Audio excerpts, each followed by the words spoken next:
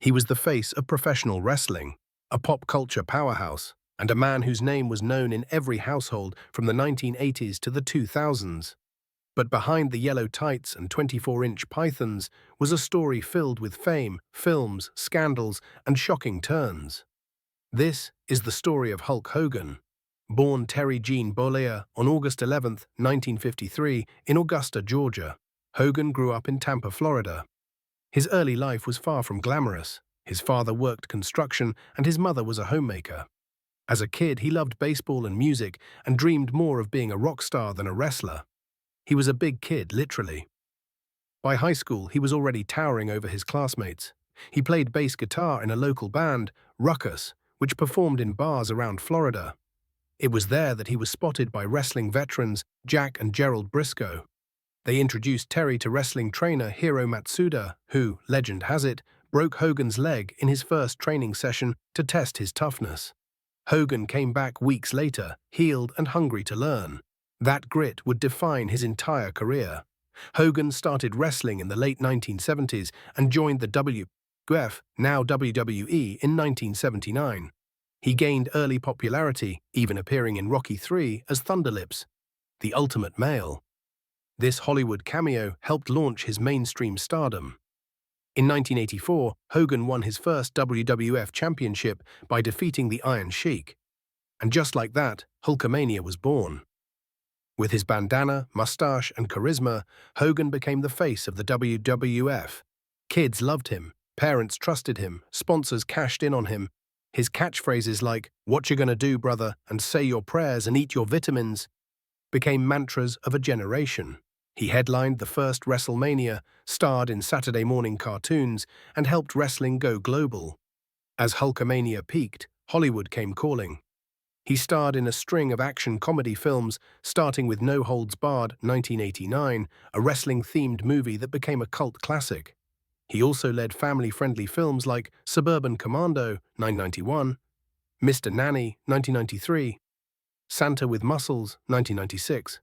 While these movies were never box office hits, they solidified Hogan as a pop culture icon. He also made guest appearances on TV shows, commercials, and even had his own reality series, Hogan Knows Best, in the 2000s. But behind the muscles and movies, Hulk Hogan's life wasn't always so family-friendly. In the early 90s, he was caught in the middle of the WWF steroid scandal. Hogan admitted to using steroids, a revelation that tarnished his clean, superhero image.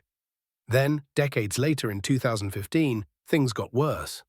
A leaked private tape showed Hogan using racist language, which led to WWE cutting ties with him and removing him from the Hall of Fame. It was a shocking fall for someone once seen as a national hero. Hogan apologized publicly, calling it the worst moment of his life, and worked over the next few years to repair his image. Still, to many, the damage was already done. In the mid-1990s, Hogan made one of the most shocking moves in wrestling history. He left WWF and joined WCW. Fans initially didn't embrace the same real American act in a new company. Hogan knew he had to evolve. In 1996, at Bash at the Beach, he turned heel, attacking Randy Savage and aligning with Kevin Nash and Scott Hall.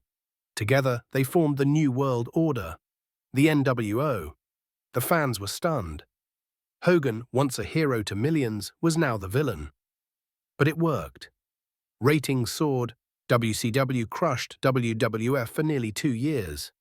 Hogan, now Hollywood Hogan, reinvented himself completely.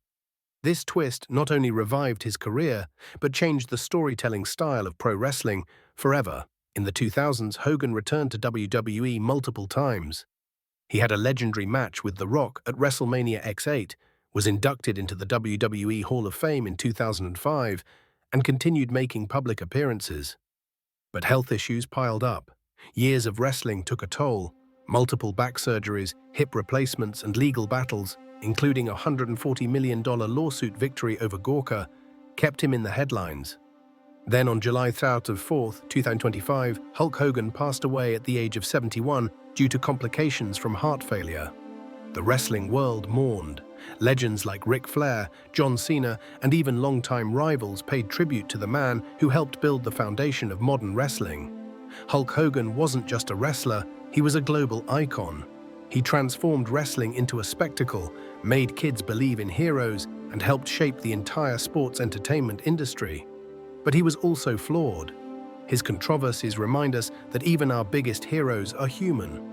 Still, from Madison Square Garden to Hollywood sets, from heel turns to heartfelt goodbyes, Hogan's legacy lives on. So whether you were a Hulkamaniac or a wrestling fan from a different era, there's no denying. And what you gonna do when Hulkamania and the largest arms in the world run wild on you?